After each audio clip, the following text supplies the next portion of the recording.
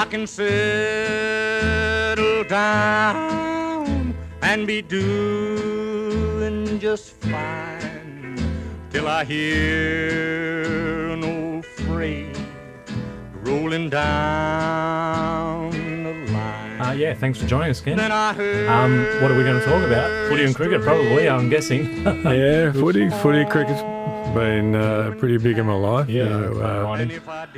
And writing, I can't say it was a great strength of mine at school. Yeah.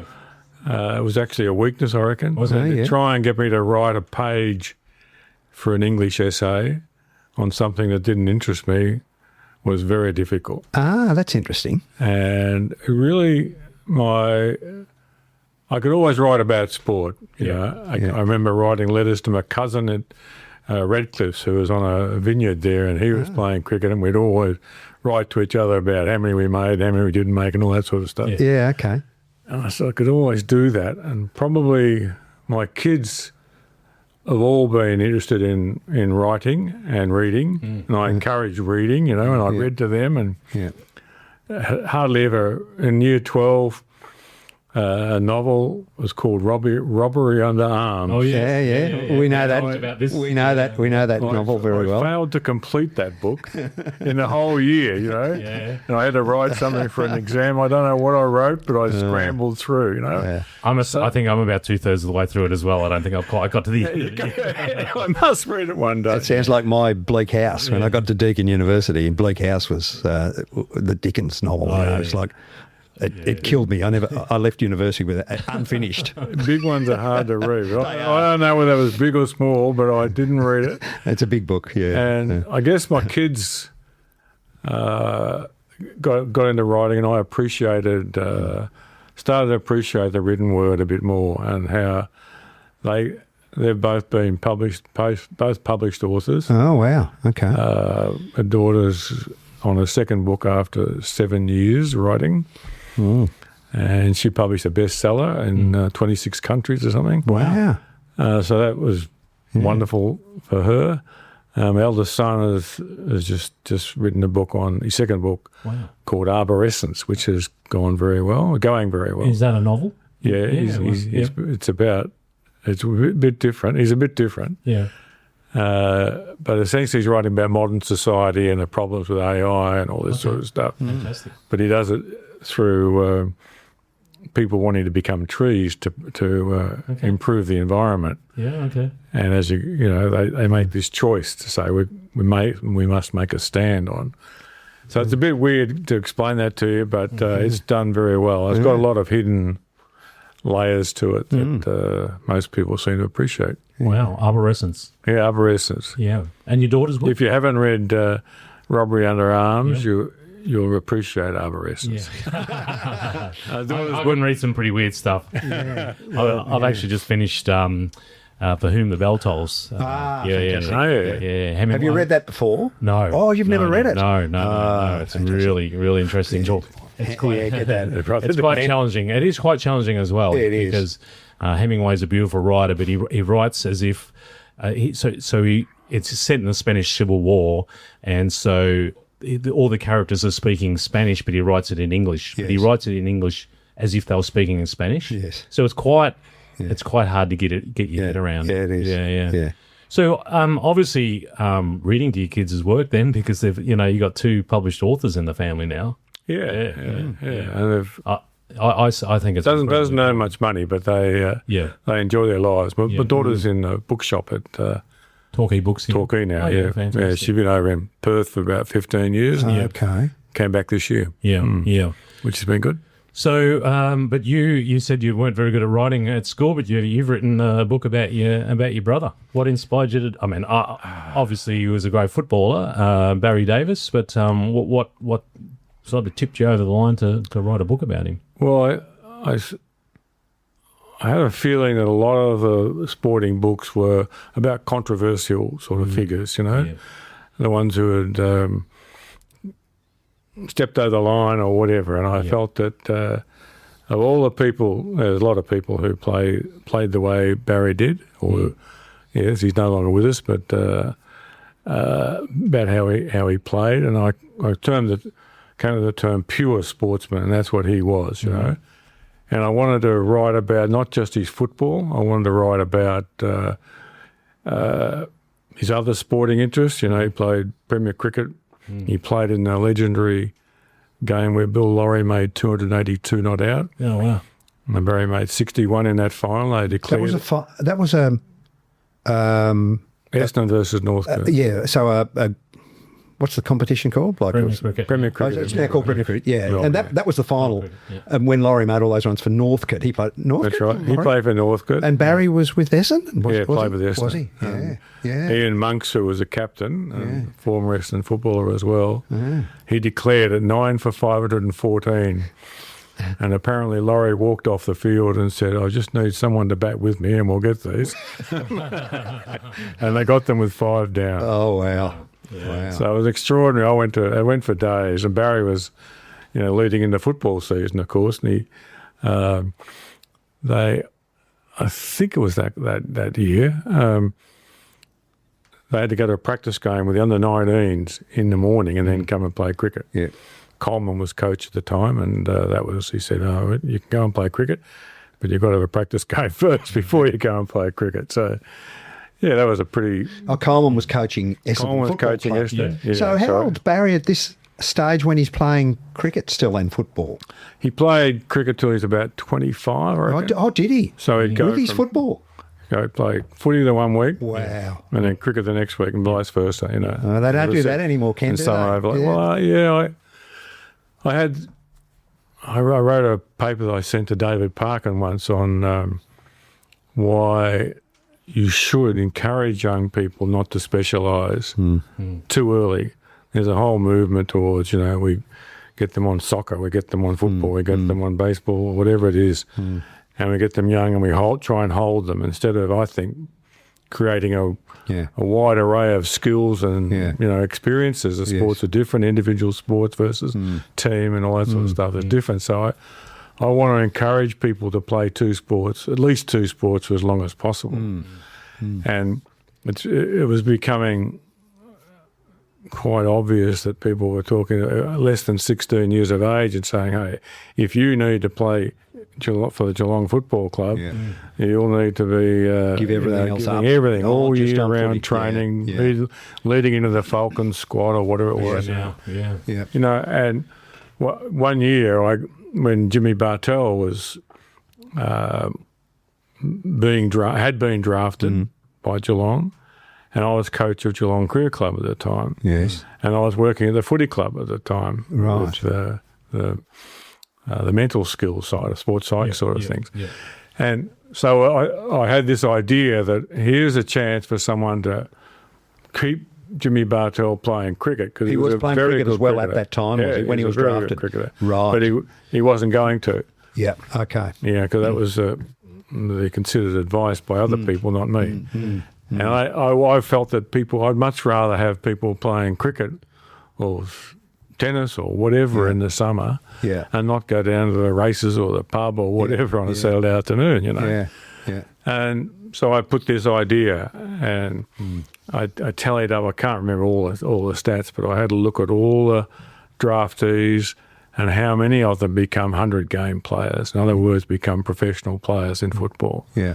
And it was a much less than 5%. Yeah. Mate, And that's very low. That's tragic, I think. Yeah, I think agree. that they devote 4 or 5 years from, say, 16 to 21, say. Yeah. And then they're, oops, I'm not going to make it. And everything else is I've been gone. delisted from one club. Yeah. What do I do? And their two-sport career is probably lost because they've had 5 years of not playing cricket.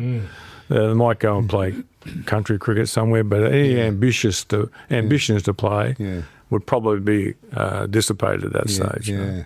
So, yeah, that's just... And they need broader skills, not just sport as well, don't they? Because their careers over at such a young age, you know. Absolutely. I was watching the Hawthorn Geelong game. We might talk a little bit about that in a little bit, but Well, please don't.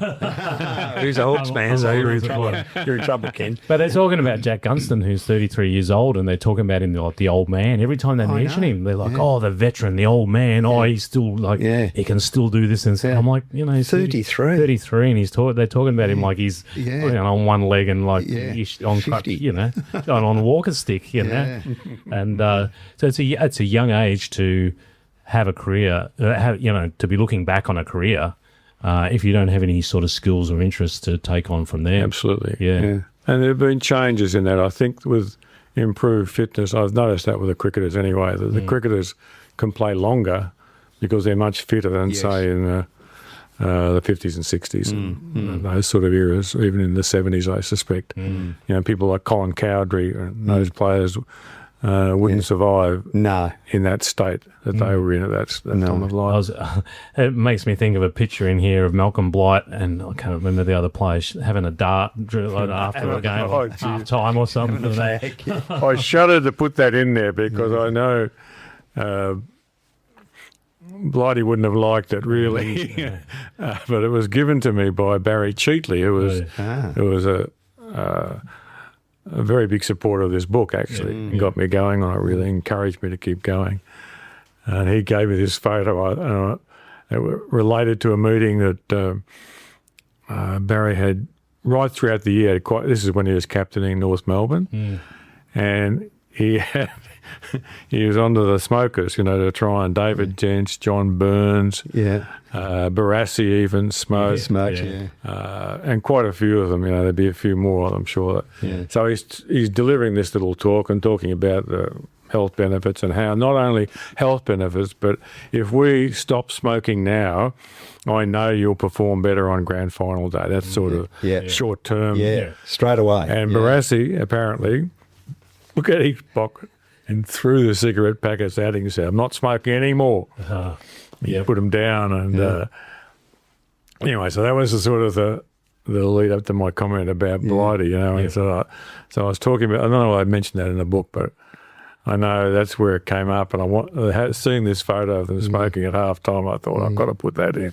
Well, Ken, I recall as a young fella playing like junior footy out in the Minnanira League in Western Victoria as a kid growing up, and who did you play for there? At Karamat, which is in the Minnanira League. So Karamat's still got a side. The little town's almost gone, but that's where I grew up. Fantastic. I played junior footy out there, and they used to. I think he was actually the trainer. He used to light up 5 or 6 fags in one hand at quarter time, have them all go out and hand them around to the men playing in the senior side at quarter time. Have them all ready to go, and they drag on them. It's wonderful. It's in the mid-60s. Thank God we've moved on from that. Well, so I think they can play a lot longer because they're fitter. And I think the money that's available in professional sport now compared to, say AFL, there's incentives, cricketers, to keep playing longer. And that's why you see Kawaja hanging on as long as he could. AFL players similarly doing the same thing, just saying, and naturally there's what used to happen was people would go to about 30, 31. I think Barry retired at 31 at football. Could have played another 5 or 6 years, in my opinion. But that was, it was old age then, really, for a sportsman. That was the time when you retired, And they had financial concerns with family and so on that isn't prevalent now with the professional sports available. No, they're working as plumbers, or they're working as teachers. They're working full-time jobs as well as doing this, which takes it out of you as well. You don't get to be a full-time sportsman in those days. I will touch on that game we watched yesterday because you already have. You don't need to go on about it, Scott. Well, I don't watch a lot of footy these days. I am a bit of a one-eyed Hawthorn supporter, so I've never really watched a lot of games outside of Hawks games, and so I'll only watch a Hawks game if I've got time to do it. And yesterday, it is one of the great games of the year that I love to just sit down and watch from start to finish. And thankfully, it went our way yesterday. Often it hasn't, but it was great to see, that rivalry continue in such a way. But I don't know. I was observing the game, and I felt like And I felt like this, I guess, a bit lately. I feel like it's over-umpired. I think there was a lot of Tiggy Touchwood decisions that are made these days. I feel like there's a lot of good things of the game that have been taken out. I understand why a lot of them for players' health and so on. But you mentioned the athletes. One thing I do notice is that they're just such supreme athletes, aren't they? Like, all of them, they are supremely fit young men who can just run and run and run. Yeah. And it's taken out. It's taken out a lot of the great players of that era, like the ruckman, the fullbacks, the full forwards, those sorts of people. But they're quite impressive to watch, these young men who are just so fit. Supremely fit. What are your thoughts on the game these days? How many hours we got? Yeah. Well, I think the rules have been pretty good and necessary. I think games evolve because coaches manipulate the rules anyway. And then if you look at it and you say, I don't like that, well, I think you make an adjustment. And that's what the league has done. I can remember Kevin Bartlett being quizzed on SEN. It used to be SEN anyway. Yeah. When I listened to him, and pretty smart analyst, really. Yeah. And one of the guys ringing up, the people that ring up are usually the negative people, and they're complaining about the umpires and all the rule changes. And Kevin went through and went 1, 2, 3, 4, 5. Do you like that rule? Do you like the centre square rule? Did you like the kicking out of the bounds on the full rule? You know, that was they evolve. Yeah. And you can naturally, when you do, you try and do your research on it. But ultimately, you make a decision and you can go back on it. You can change it if you don't like it. I like the 6-6 rule. I think that's terrific. I would even go further. You watch the AFLW, and I think they have a chance to modify the game even more and experiment with rules and open the game up more. If you watch them and you watch kids play football, and it's a rolling maul, and it is in the AFL too. I don't like all the forwards coming down to the centre line and even half back line. It's just masses of people, and it's a bit of random ball. I mean, even you look at that last play when Gunston kicks his point to win the goal and win the game.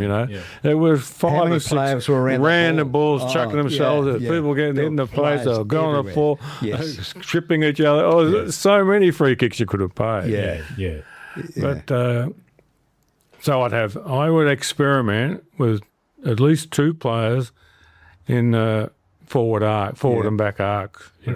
So you'd have 2 people designated to stay in there, and I'd make it a slightly bigger area rather than a line. So you might have an area about this. I'm saying about say 2 metres wide to signify the arc. So if you go in the yellow zone, you're not supposed to go past that yellow zone as one of as Tom Hawkins or someone running down. He can't go past there. He can umpire wouldn't blow a whistle if the ball was over there and he's run through over here, accidentally goes back. Just try to open it up more and have situations where people come out of the centre and they've got 4 players to kick to often, and others running in, obviously. But you'd see, okay, we might have a chance to kick it up in the air to this guy and see if there's an aerial contest between 2 players. There's some high marking back. How many times where we see today, they look, their first choice is half back, they get the ball, they stand, they look across here to see if they can cross it and go down that wing. Switch, Then they look short. Can I get... They don't want to kick it to a contest, so they know they've got an extra man back, possibly. So they kick short, and then they're all covered. All back. I'll kick it down the wing, and kicking it down the wing is something I'm happy for the ball to go out of bounds, and the defenders are happy to let it go out of bounds. We have another scrimmage to start the game. I would, so I think that might minimise a little bit. I'd kick that goes 5 metres inside the line. If a defender punches the ball quite deliberately out of bounds, I would penalise that too. And make him punch it here. And if it goes out of bounds and bounces out of bounds, it's just... So spoil the mark, but hit it... if he spoils, he must make an attempt to play, spoil not keep it out of play. Because deliberate out of bounds can be when I'm here to the line and I tap the ball out, they pay that deliberate. Well, what choices do I have there? that's pretty tough. Really? Yeah. I think that's a bit harsh. But this one, they punch it. They'll punch it from 30 metres out about just to get another stoppage because both teams are saying, hey, we win the stoppages, we'll win the game. And it becomes this stoppage. You know, they talk about we've got to win the competitive ball, contested balls count, all that sort of stuff. You've got to, I reckon, minimise that as much as possible because I think a lot of it is, they talk about set plays. There's certainly some set plays, but there's a lot of random stuff that goes on with people. You see Watson run through at a stoppage, and he's an unbelievable player, and he gets it a few times, but he misses a few times too, you know? So it becomes this massive players around the ball, which I'd like to change. I think what else do I like about it? I noticed yesterday a lot of not 15. I learned like Hawthorn winning, is that? I don't know if you noticed. Did you watch the game? Yes, I did. It was a great game of football. There was a lot. I was surprised how many not 15 were paid. Now I don't know whether or not that's because Hawthorn chip it around a bit, whether it's a blanket rule across the AFL they've decided to focus on, whether there's something I've just not noticed, or whether they've decided to focus on Hawthorn because they do chip it around. They're like, right, we're gonna make sure that we don't let any that are not 15. But there were a lot I felt would normally not have been. Yeah, well, just picking up Ken's points about that may not be a bad thing to discourage the shorter kicking of the ball and encourage some longer kicking of the ball. If what you're saying is right, I don't mind that. I don't mind that either. I've never noticed that. I think that's good. I think we're looking for longer kicking and more marking than the short possession game. So if that is the case, I did notice there were a lot yesterday. I didn't notice how far. The distance of them, but I didn't know sort of a lot of them called. But see, the Tigers weren't playing, so I really didn't care. I worked with the Tigers for a couple of years. Oh, did you? Oh, fantastic! Oh, yeah, I'll tell you about that later. Tigers man. The Hawthorn example yesterday. I think it highlighted Ayres. It was a great contest. Fantastic. It was a terrific. And pressure, just pressure from both teams was terrific. The tackling. I think I worked with the umpires under Jeff Gushin for about 8 or 9 years. Okay. So I've got a feeling for what they talk about and how smart they are. They are very smart. Most of the umpires are very switched on. Absolutely. And they can't win because you watch Hawthorn, you watch Richmond, they come for a clash, you watch, what's his name, Lawler go for the ball. And he gets scragged, and you're watching. What about poor old Watson? So it's not the same. We as spectators watch different things. Umpires have got to process all of that.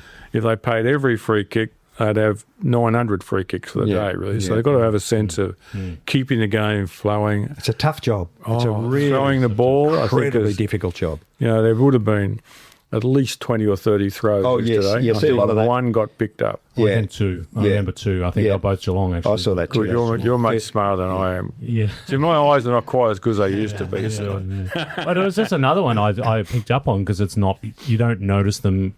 You don't notice them called very often throwing the ball, do you, really? No, again, I think, and probably... They can't pick it up. They can't pick it up for sure. The game's so fast and it's often in so close now.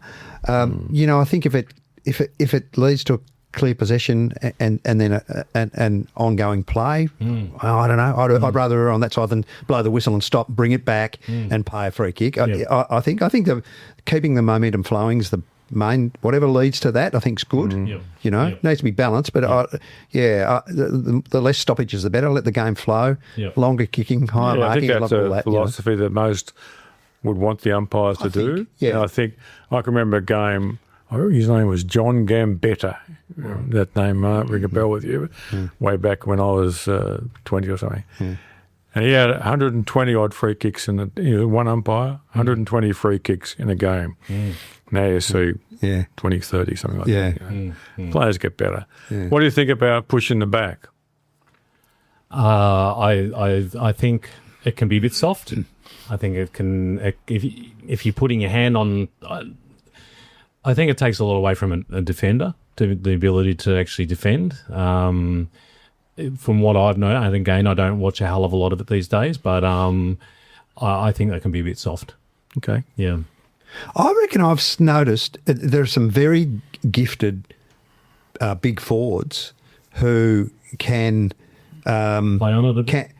Well, no, they don't. I don't think they play on it, but can get away with it's a bit strong. But who can develop a game whereby they can just get the backs in front of them a bit under the ball and take clean marks. Just by just leaning on the little bit or whatever. I think not put hands in the back, but a little bit of weight I know. and then a clean mark. They lead them under the ball. Yeah. Defenders do that. Matty Scala was very good at that. He would run right up the guy's ginger, and so the guy knows he's there, so he keeps going forward. Push him under the ball. And he's not really even, in many cases, not touching him much. It's just this momentum, and he feels him there. Yeah. So he keeps running, and oops, the ball's over here, and Scala can just sit back and mark it. Yeah. I'll give you an example. I don't think this is talking out of school these days, but in the umpires department, they had a period where Matthew Lloyd was diving, and getting a lot of free kicks, pushed in the back. Pushed in the back, okay. And I can remember Jeff and Rowan saw us talking about it and saying, hey, we've got to look at this and just be aware of these guys who throw themselves forward. Since that day, I reckon, pushes in the back are not rewarded or not given to the person in front. Yeah. And this is not in marking contest. There was one yesterday, I think it was yesterday. It was probably against the young fella from Hawthorn. Yeah. The first gamer. Oh, yeah. He just jumped all over. But they let so many of those go. Yeah, yeah. And even when they're tackling, they'll tackle and just ride them into the ground now. Yes. And they'll pay a ball up. Yeah, yes. And I think, again, it's gone away from the idea, I'm the one going for the ball, for goodness sake. Yeah. You're tackling me. You go get the ball, Yeah. Yeah. And here I am, I'm over the ball, and you just run me into the ground and tackle. Yeah. And I talk about it, I think, in my brother's book, that he was adamant that when you do that, you have to twist the player, and he taught the players to do that. Yeah. So they weren't pushing him in the back. Turn them. And that's a skill. You hardly see it. They do a little bit now when they don't want to throw them to the ground, but you'll see a lot of people where they just get jumped into the ground. They both go to the ground.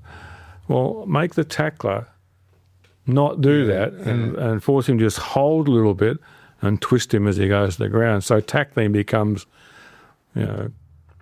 less chaotic, I reckon. One of the other things I've noticed recently in the modern game more so now, which was never a part when I was a kid playing football, is if you're in and under at the footy and you took somebody's legs out from under them, going for the footy, pick up the footy and took off, you got the footy, you're going for the footy and you got the footy. Well, the bloke who's been knocked over, bad luck. Well, now they're getting kicks for having their legs taken out from under. That's a changed rule, isn't it? Oh, very obvious change about 3 or 4 years ago when someone broke their Somebody leg. got a bad injury. So. And I wonder, once again, you think fundamentally, the ball player. this guy is going for the ball. Yeah, for I think so sake, too. Yeah.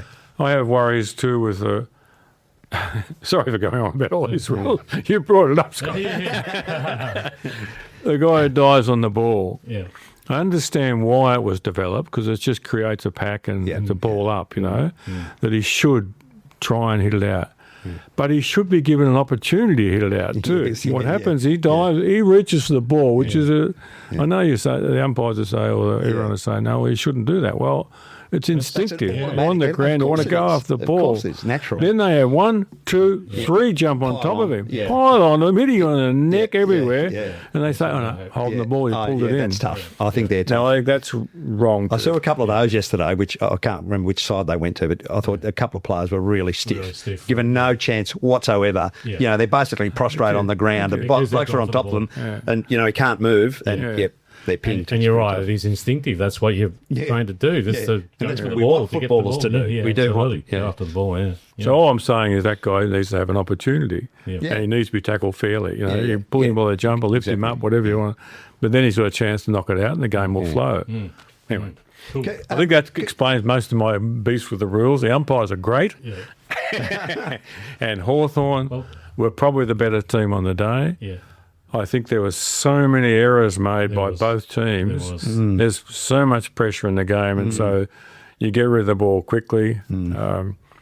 Well, I might tell you one story about Richmond, if you don't mind, a little bit later. Can you remind me? Is it a good story? It's Will I a like it? good story. You happy to will. hear that. Well, you will like it because that's why they finished ninth in the years that I was there. Ah, okay. This is before that'll the be successful run. Yeah, okay.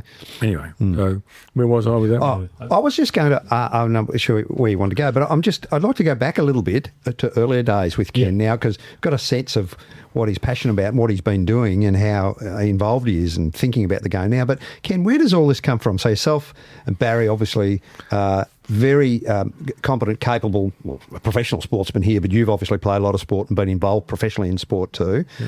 Can we go back to your family, other siblings, mum and dad? Where did this come from, this passion for sport? My grandfather played for Geelong and Carlton. Right. And Barry and I had disputes about this. One was horse and cart from Port Ellington to Geelong.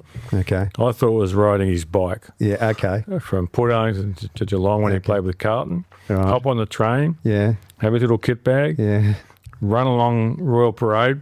Yeah. Play his football match at Princes Park. Yes. And go home again 100 that to night. Port Ellington. So that was in the 1890s. Your grandfather? My grandfather. Yeah. On your dad's side, Davis? Yeah, my dad's side. Okay. My dad was a very, very good all-round sportsman. Yeah, okay. Was invited. He was playing amateur football with Brighton Technical Old Boys, I think it was. Yeah. And he was invited to Essendon at 21. I have a letter. I might have it in that book, actually. Essendon inviting him to train. He rode his bike up to train from Brighton to Essendon, and all I did was run all night. And he got home and he didn't go back. Never saw a ball? No. Not long after that, he was at Port Ellington kicking a footy with his mates on the Esplanade there at Port Ellington. Yeah. Fell on the ground, ruptured all his cruciates. Oh, in both legs? No, just one. On one. Yeah, one leg, I think. Yeah. And sorry, I did say, look as though I was doing both legs. I exaggerate a bit. No, that's okay. Anyway, so yeah, didn't like hospitals. Yeah. Was told he'd have a stiff leg, no surgery. Became a party trick, really. He'd be moving his legs and hips. You could just, it was sort of, they'd go all over the place. Oh, dear. So unfortunately, he didn't play after that. Yeah. He was a good cricketer. He was a wicketkeeper. Yeah. We saw him play at, I was playing district cricket at 16, and he was working. He was a sort of a labourer, a foreman in a Woodies factory. You know Woodies, Yeah. And they had a team that was playing someone else on a Sunday, and Dad said, "Come on, you come along and have a game with us," you know. And so I went along, and he would have. So I'm 16. He's about in his 40s or 50s. I can't remember how old he was. Yeah. And we're batting together. And he hadn't played cricket for years. Yeah. You know, and we're playing on a rolled paddock. Oh, Yeah. Absolutely, and it was like landmines, you know, old paddock. And we put on this partnership. I made 16, and he made 35 in that time. Yeah. Yeah. And I could hardly lay a bat on it. Wow. Yeah. And he was just going. Yeah. Yeah. So he was a good player. Yeah. Yeah. Natural player. Taught us a lot. Very, very astute. Would have been a great coach. He but coached you a bit as your dad, did he? A bit on cricket? Oh, yeah. Yes, He was yes. very good. And not pushy, you know. Yeah. When we played cricket, if you made a duck and walked around to say a word, he wouldn't say, what'd you go out for? Yeah. None of that. Yeah, It was just, I enjoyed Mum and Dad. Mum was a great supporter. She played tennis and netball as a kid. Yeah. Good, really got a bit of our competitive genes from her. Yes, so she good genes loved on both competing and sides, loved winning and sporting telling genes. Yeah, how okay. she beat these women. Yeah. She played till she was 84. Wow. Mum. And good. Wow. You know, she's up at the net. Yeah. Played really, played a backhand like this. Yeah. Not like that. Just, Ah, yeah. so she didn't change the grip, Turn just the played wrist. like that. Yeah, okay. Okay. But the net, she was all over it and loved it. Straight into stuff, nice. And other siblings? Just yourself and Barry in the family? Or I did you have had a sister, sister? about 4 or 5 years older and younger than me, Yeah. and she was probably protected from playing a little bit, I think. Mum, I think, decided she could have gone to the same school. Yeah. We went to Essendon High School. I went to Essendon High School where Barry went. Yeah. We were zoned to the new Strathmore High School. Yeah. And Barb went to Strathmore High School, I think, to keep away from the comparisons. Yes. Yes. But we talked about it just recently. I just had a fairly significant birthday just at the weekend, Scott. Congratulations. Thank you. They tell me it's pretty old. But anyway, I'm supposed to be proud of it, you know. Anyway, so I talked about her when we were having cricket in the backyard at Port Allington or whatever. And I said, one day, Barb, we put the pads on you. She said, that was the only day I ever got the pads on. I always just come and field over here, Barb. Come and field over here. But she became she played squash and netball she was really good at. Yeah. Not confident. Yeah. But you can understand why. The comparisons and stuff. And you did you live in Essendon? We lived in Essendon, yeah. In Essendon itself? Yeah, Strathmore, really. Strathmore. North Essendon, yeah. Yep. Okay. At that time, we had, I don't know if these names mean anything to you, Barry Capuano was in the next street. He played over 100 games for Essendon. Yes. Ken Fraser was round the corner. Yeah. Paul Doran was one street away. Yeah. So those 4 players who had distinguished careers in AFL, VFL. Yeah. All within a Barry Davis drop kick. From the suburbs, from the suburb itself. And at that time, the 1962 Premiership team would have had 90% of them local players. Yes. Fraser, Johnson. Yeah. I think Epperson, Shelton probably would have been, and Somerville maybe. Yeah. You wouldn't know that name, but... Yeah. I do. He's too young to remember them, mate. I remember them. He's too young to remember them. I told him before this podcast, he's taking... Sorry, I better not go too far back, Scott. I better treat you with a bit more respect. No, that's all good. But then, so you both played cricket. Barry also played cricket at that district cricket level. We talked about him earlier. And so did you? Did you play district cricket? Yeah. I played district first at 16, yeah. Oh, shit, wow. Can I ask what you did on the cricket field? Well, I took sandwiches out of my pocket one day, afternoon tea, so they nicknamed me Sandwiches at Essendon. I was a left-handed batter, from 3 to 5, somewhere there, most of my life. Yeah. And I bowled leg spin. Yeah. But that was just fun, really. A youngster, I did them both. Yeah. As my batting went above my bowling, and the bowling caught up a little bit, but I was... So you batted left-handed, but you throw right-handed? Yep. Same. Yeah, I was the same. I was an opening batsman. I batted left-handed, but I'm right-footed and right-handed. Yeah, Barry's the same. Same. Yeah, exactly the same. Left-handed batter. Okay. Yeah. Right arm bowler and throw. Yeah. Interesting, isn't it? Yeah. And right foot kick. Well, Barry was a right foot kick. Yeah. He couldn't kick very well on his left foot. I write about that in the book. I could always kick better than him, but I don't want to brag about it much. Well, we used to have this competition. There's a little path out the backyard that's about this wide. Right? Yeah. It's about 10 metres long. Barb's doll's house in the back, lemon tree here, and a little old orange tree that never really grew because we kept kicking footballs into it. So we're lining up about this, and we'd spear balls along that path. Had to stay within the path. So the strip of grass that runs down the middle of the driveway back there is that what you're talking about? No, well, it's a strip of concrete. A little path in the backyard. In the backyard. Gotcha, so it was only about this wide, I reckon. Yep. And we're 10 metres apart. The ball, we kicked drop kicks, drop punts, torpedoes. The torpedo was allowed to go as long as it ended up between the two. Yep. Yeah. So we did a lot of that. And... Barry says I introduced left foot kicking because he kept winning all the time, but I used to win my share. So what level of cricket did you go up to? I played district cricket. Yep. I played district cricket for Essendon, then went to university and had 5 years there. Yep. I played with Paul Sheehan. Yep. With a lot of others. I went there thinking I'd just come straight back to Essendon. Yeah. I played there for 5 years. I enrolled I did my phys ed diploma then. And at Melbourne? Yeah, Melbourne Uni. Okay, yeah. And then I I just did single subjects after that to try and stay and play cricket at uni. That's how much I liked it. I remember, I still can't believe I passed Pure Maths 1 at university when they passed 65% of the students passed. Yeah. I still can't believe I was in You're that one of them. 65%. But I must admit, I was in the exam. I saw a lot of people leaving. I thought, gee, there's a chance. I might try and work out this question 3 and see if I can get it. So I did that and geography, I think. And then I was teaching full time at the time. Yeah.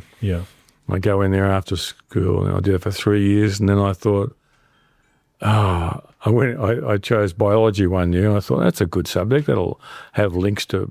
Yeah. The stuff that I'm interested in. Yes. Sport and health. And the first day they're looking at plants and with microscopes. And, oh, jeez. So I decided to go and seek further qualifications in phys ed. And I was going to Michigan, and I got a call from the Director General and say, we've got a system where the only bachelor's course in Australia was in Western Australia, and we'll send you there, half salary. And I said, thank you, I'll go. So I did that. I went to WA. To do a phys ed degree. Phys ed degree, And you yeah. had a diploma of phys ed from Melbourne Uni, did you? Diploma of phys ed Right. and teacher training. And teacher training. Yeah, So you're yeah, teaching phys ed? Yeah. Yeah. And I could But then teach, okay. strangely, I could teach maths and geography. Okay. Not very So what, Curtin, is it? No, we went to University of WA. University of WA. Yeah. Okay. And it was a fantastic course. It was Yeah, just a course that, again, you started, I was a very average student at school. Yeah. Early days, not too bad, but in year 12, Yeah. just scraped in, Yeah. And every section I went to in Perth, it was just my stuff, Yeah, perfect. And we were a little bit older, Yes. 26 or 27 or something. Yes, Sort of yes. helped. And I started to get reasonable grades and started to get a bit of confidence in my ability. Yeah, yeah. And, I think I went to the library at Melbourne University once while I was there in 3 years. Yeah. And when I got an assignment in WA, the first day an assignment was given to me, I walked into the library and I started reading. Yeah. And I spend a month just sort of Yes. sifting through articles, you've been, Yeah. and then you just produce stuff that was okay. And I think that at I'm not sure whether 26 or 27 is mature age, but I did most of my tertiary studies later and postgraduate studies later, and it's so much easier. Once you settle down, your head's settled, and you're a bit more organised, it's much easier to do that study at that level, I think, as a mature age student than it is early on. There's so many distractions when you're 18, 19 to try and study, I think. G'day.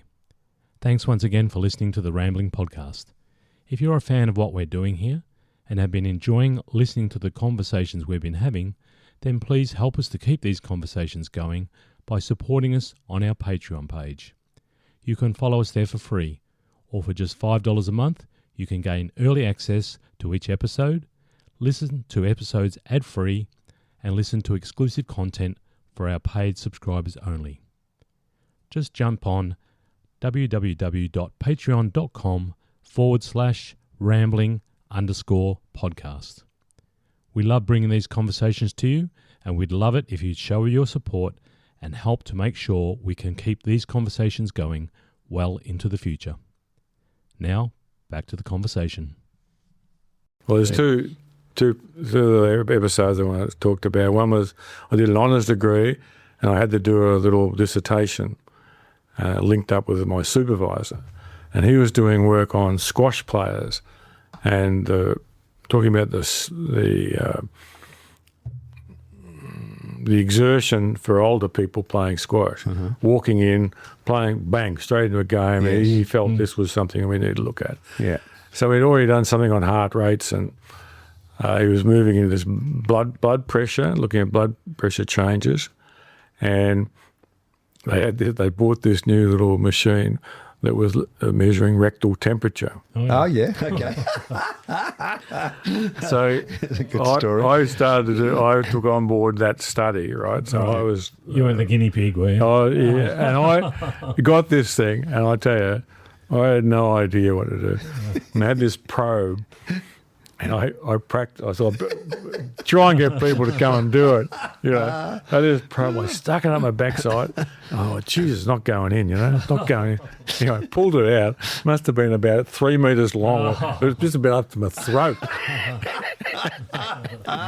So then I had to get people, middle-aged, sedentary people to come and be students, you know. So we had the squash court, we had all the wires coming down. After a point, they'd come in and... So I said, we're doing this study on blood pressure and rectal temperature. I got him in, you'll be all right. That was the first one. And then I did a master's degree on fast bowling and cricket. Oh, wow. Okay. And that was sort of the start of research into fast bowling that Daryl Foster took on board. Daryl was over there, and you know Daryl Foster, heard that name? No. Daryl Foster was coach of WA. He was my first, when I first went to Perth, he was a year ahead of me. Okay. And he was coaching Subiaco Cricket Club. Yeah, okay. And we won the premiership that year when I went there. I was going to ask you, must have played sport over there. played So, there as well. you played for Subi. So I walked straight into Subiaco, and I had 4 or 5 games to finals, and Daryl knew my background, I suppose. So I got in and made a few runs and stayed there for the finals. And we won the premiership against the side captained by John Inverarity. Whom I think is just a wonderful man and should have been captain of Australia in that period when Simpson took over. Yes. I think he was just so smart and a really good, solid cricketer. Yeah. He could bowl too. Great student of the game. Like enormous he was contribution in variety. fantastic. So so we won that premiership, and then that's when I started to get involved in the fast bowling study for my masters. What year would this have been? Do you recall roughly? Yeah, I do. Yeah. I can remember that. I can't remember much of yesterday, but I can. 1972 to 74. So this is Lillee's injury period we're talking here almost. Okay. Yeah, aren't we? This is when Lillee had to rebuild his whole action around this time. Was some of that research part of that? So 3 of us, Frank Pike, Don Pike, heard that name? Yes, yeah. I found a name for you. Beauty. We're starting in my era. I'm at least alive by this stage. Feel free to come in the presentation. I'll get there sometime. Anyway, Frank Pike was a lecturer at the time, and he was just magnificent. There's something about people who can just explain difficult concepts in a simple way, and he was fantastic. Anyway, I became good friends with him, and he got me involved in this study with Lillee's comeback with a chap called Gary Crouch, who was he played football at Bendigo. Oh, did he? When he came back, he played with South Bendigo and Sandhurst. Okay. Oh, yeah. The 2 great rivals. Yeah, absolutely. Yeah, he was in the same year as me doing the same thing. Okay. Right. And so we actually shared a house together when we were over there. So anyway, so that became... that was part of that first stage of working with him on his comeback. Yeah. And then I started thinking, why can some people bowl fast and others can't? You know, there was a guy at Essendon, John Grant, who was this high. And he could... Yeah, he was menacing, you know. He could knock people's heads off. Oh, the great West Indian bowler, the really fast bowler, who wasn't tall. Malcolm Marshall, who unfortunately died way too young. But wow, wasn't he quick for a guy who was not tall? I faced him. Did you? Oh, I don't want to even think about that. I've got sweaty palms. Ken, just think about that. Did you really face him? Did you? Can you remember? I'll finish the fast bowling study anyway. So I got Lillee involved in the study. Yep. And he was fantastic, great fella. And he said he was playing a test match. It was a test match that Cowdrey played in at again. Yeah, you with me yet? Yeah. I'm a student of the game. Cowdrey came out to play, and David Lloyd got hit in the knackers. That day by Thompson. You know. Yeah. And Lillee said when we had the cameras all set up on the boundary line. And he said he'll let me know when he's going to let his fastest one go. Yeah. Right. You know, I filmed him the day before at the University Oval, and he said, "Look, naturally I won't be bowling super flat out, but I'll give it my best shot. I'm playing Test cricket tomorrow, so that's fine, Dennis." Yeah. So I got him on that, and when he bowled the ball in the Test match, and it was remarkable. the ball in the test match was slower than what he bowled the day before. Ah. So it just says to me there's something about trying to bowl fast, maybe doesn't equate with that relaxed, zippy movement that you can get. Yeah. Anyway, how was that? Wow. Keep going, Scott. Find me something that's... I'm going to stick with the fast bowling. I'm a big lover. I wrote a little a story about fast bowling. I love fast bowling for the Footy Almanac a while back, and I mean that's what makes me love the game. I was a bowler when I played at a pretty low level, but you did have those days I when think you had some big wickets I read about somewhere. some big wickets. Yeah. Yeah. I don't know about There must be I someone. would have read about it. And there were days where that just came out really nice, and everything felt right. The run-up was right, and they just really came out good, and they zipped past it. There were other days where you could try as hard as you could, and you just couldn't get the same result. So there is... It's quite... I mean, it's obviously a unique action. It's a unique skill to have to run in like that and to bowl with a straight arm. There's no other sport in the world with that kind of action. So and the variations, I mean, the traditional one of, smooth run-up, holding. Then you get someone like Boomerang. And he's got this hyper-extended elbow. And it's so, whisk back here. The elbow hyper-extended, which I can't do. But, and he's got so much whip here, and he bowls with a run-up about 9 or 10 paces. Amazing, isn't it? Jeffrey Thompson. Jeff Thompson. Another completely different style again, but really quick. That's super quick and style. hard. Slingshot stuff. Yeah, but there's some venom in there too, isn't there? There's with Thompson, it was like he wanted to knock the bloke's head off. You know what I mean? It wasn't just he wanted to do damage. Well, he did, and I still am puzzled. People tried to copy. I remember training people would run in and try and bowl like Thompson. That sort of style. And what was different from the people that I measured was most of the quicker bowlers at that stage bowl with a back foot parallel to the bowling line going this way. So it landed sort of side on more. Then they moved, because of back injuries, they started to run. Their front back foot goes like this. But this was then in 75, 74. Thompson's foot was around here. So he's got all that extra whip that he can generate. And more difficult to control. But why... I've talked to a few people who say, why don't you ever try this? But they're perhaps not as athletic, not as flexible. To get to run in this way and then jump like that is pretty difficult. But he was, there's been no one since at an international level or state level, really. It's bowled with that like sort of that. action like that. No. And not many ever Around as here quick. we don't. I mean, he's probably as quick. He would be as quick as anyone I've ever seen, I think. And I've seen the great West Indian bowlers when I was very young. Wes Hall, Charlie Griffiths, when I was a kid. They were incredibly fast bowlers. I've seen some very fast bowling. But I think Thompson was as fast as any. I think he was as fast as and any. in times when they didn't have their technology quite to, you think of Brett Lee or was it Sean Tate for South Australia and these sorts of guys, but when Thompson was bowling, they didn't have that technology, so he's probably bowling a fair bit faster than anyone. I think he was as quick as anyone, and that action was very hard to face, I think, because the ball sort of came from behind him really quickly, then from back here, and just a whack, So it's a great... I mean, we will talk a lot of cricket because this is where we met, of course, and we love the game. Cricket, we love footy and cricket, but cricket in particular, fast bowling is a really great part of the game. And I'm an opening batsman, but I love fast bowling, So I love fast bowling. I loved it when they went off.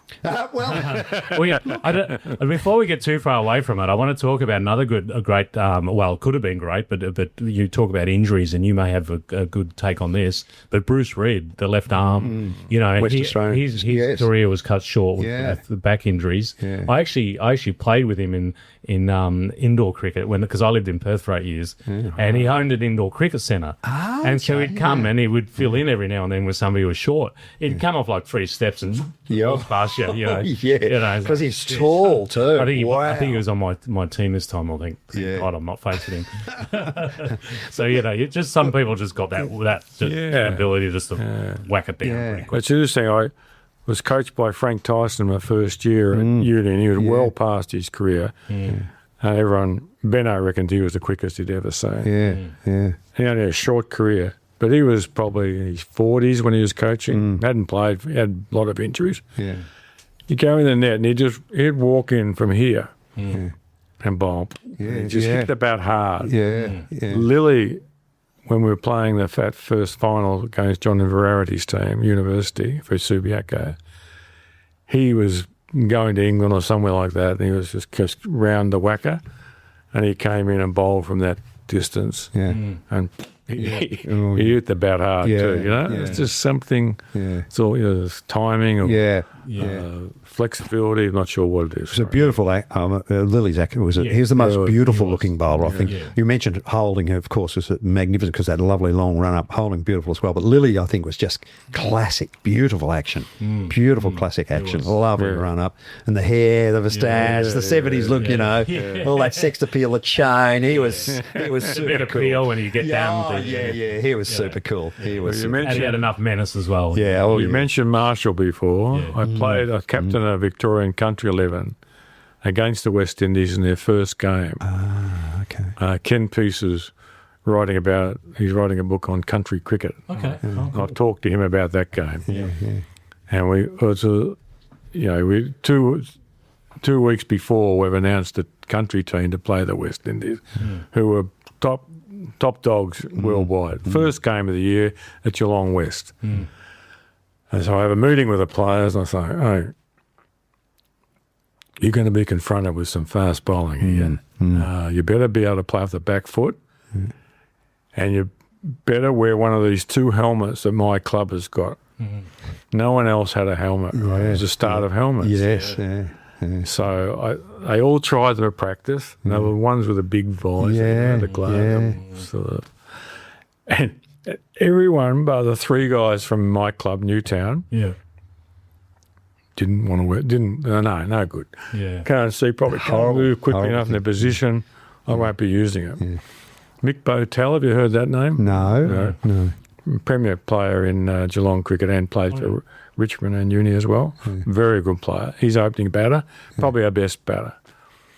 Colin Croft comes in, 6'97", you know, comes in, big guy out here, bowls his first ball to Mick Botel, searing bouncer. Mick ducks. He's one of my team. He's got a helmet on, whack on the head, gets 2 runs down to third man. Well, the people who went down in the room straight away, they went down the stairs, tried this helmet on. There's only one left. Oh, yeah, that'll do me. I'll think but everyone batted a helmet. Nobody's worried about not being able to see or not feeling comfortable. I just want my head protected. That's right. I got sconned first ball by Marshall. Oh, did you? He was only a young fella, and he was bowling with the wind, and he wanted to get into the. We wonder whether they'd be trying or not. Yeah. He was quick. Yeah, he was. And it was on a up and down wicket, which is not easy. Better on a whacker where the ball bounces. Yeah. Duck out of the way. I ducked in the one first ball. Oh. And what was I going to go? Yeah, so I got hit then. Anyway, we ended up beating them on the first innings. Oh, that's right. I was going to say it. 5 for 80 odd overnight, chasing 220. And I said to them, look, we have to get them. What's the score? I got them all write down things. How we can beat the West Indies. This is beforehand, right? Yeah. How we can beat them. Da-da-da. Someone said, cut so-and-so's balls off or whatever. They gave some great a lot suggestions, of decent things there. We had to throw ourselves on the ground. We had to be willing to take some knocks on the body, all that sort of stuff. Yeah. We were 5 for 80 overnight. The warm-up was really lax. Yeah. I called them in and said, hey, you don't reckon we can win this? Yeah, do no, you? you're right. They We're were chasing already 250. Yeah. I said to them, one of you 5 left Yeah. has got to make 70. Yeah. Yeah. No. And the rest of you just got to make 15s and 20s and we'll get there. Yeah. Well, Peter Caulfield was in the team for bowling, about number 8 batter. He made 69. Oh, yeah, okay. Yeah. And all the others got 15s and 20s. Yeah, you got there. And a big fast bowler drove the ball through the covers and we led them on the first innings. Yeah. Which was pretty amazing. And one of those experiences you say, hey, on any given day, on any given day, you can beat anybody. Oh, that's cricket. Yeah, cricket, amazing. Remember when Adelaide first got into AFL. Yeah. And Hawthorn, I reckon, might have been premiers the year before. Yeah. They went over there, absolutely hot favourites, and got belted Probably took it too easily. by Adelaide in their first game of AFL footy Yeah. against a premier team, Yeah. and got belted. Yeah. Yeah. So that those things happen in Yeah, sport, and you've yeah. got to never give up. No, absolutely. Yeah. Absolutely. Yeah. Yeah, I'll touch on Malcolm Marshall. So, after Lillee, I think Malcolm Marshall was my favourite. Oh, Just came Oh, yeah. barreling like a tornado. Absolutely, everything. He almost come from the boundary, didn't he? His big, long, curving run up. But you're talking about helmets. And I love that one of the, Lillee, you talk about Lillee and how great Lillee was and how great a character he was. When Tony Gregg first came out, World Series cricket, the helmet, remember? It was like red space. Yeah, it was like some motorbike helmet or something. And it was like red rag to the bull for Lillee. So, of course, he's going for it. He's like, goes up, he's like knocking his head, like he's like going for the Tony Gregg. Just iconic times like that. Yeah, that's right. Yeah. Well, we ended up playing Lillee, and am I going too much on this stuff? You can. No, it's our favourite topic. We ended up playing Lillee and Marsh Yeah. in a final when I was captaining my last year there. Yeah. And I've done all this preparation stuff with him to get him to bowl again, This is back at club level. They were playing for their playing clubs. in a grand final to us in the WACA competition. Yeah. Just It must have seemed a bit of a world away, Perth, back then. I mean, I lived in Perth for 8 years, but it was a lot more recent than that. It must have been, the Wild West a bit, living over there, was it? Yeah, I didn't like the Eastern States too much. No, that They still don't. Over East, they call it over East. They call That's it. right. Yeah, I've been there, lived there for 17 odd years, but they didn't. It was all the Eastern Staters. They really didn't like them then either. Yeah, But to be fair, I suppose because you get in, you start contributing a little bit. Oh, fantastic! The sense of both times I went to study for 3 years in Perth and 3 years in the States. Both times, sport was our community. Yeah. And I didn't because I was old. I didn't have much, contact with the younger students. Yeah. Yeah. In either setting, really. Yeah. But in the States, it was tennis, Yeah. and in Perth, it was this cricket. We went after dinner every Saturday night, or many Saturday nights after the cricket in the city. Yeah. And I just loved Perth, and 3 years was right on that time, I reckon, where you say, I could live here forever. Yes. Yeah. Yeah. And well, unfortunately, in one sense, the jobs for me came back in Victoria. Well, were they? Go on. I was just going to ask about the States study. So you're going to talk about jobs. Yeah, no. Can we just wrap up that bit? What did you do? Where did you go in the States, and what did you I went study? to Florida State University, Okay. and the same deal when the deacon changed from State College of Victoria teaching Yeah. to Deakin Uni. Yeah. There was a push for us to upgrade our Qualifications. qualifications. That's Yes. the word. No, you're right. Qualifications to get doctorates. Yep. And they had a scheme similar half salary, go overseas and do a doctorate. Oh, were you teaching at tertiary level by this stage? Yeah, I was a and you didn't deacon. have a PhD? So I came back from Perth to a okay. position at Deakin. Yeah. Right. Yeah. And when it went from Geelong Teachers College to Deakin University, they wanted PhDs for lecturers. It was another great opportunity. So a young family, we went over to Florida and I did a doctorate on post-performance stress in tennis. So it was always troubled me in a sense that my worst moods in sport were always after I didn't succeed. Where I had a bad performance that I felt contributed to our loss. Yeah. And cricket, more than any other sport, you get those experiences, as an opening batter. Yeah. Yeah.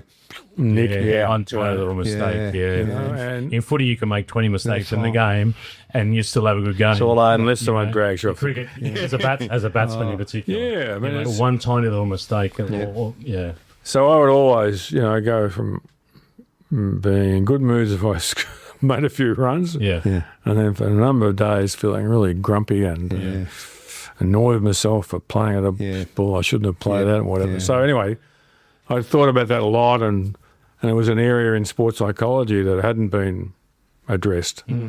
And all of the work had really been prior to a game, imagery to preparation, mental preparation, all that sort of stuff, and concentration skills and all that geared towards performing. But what about afterwards?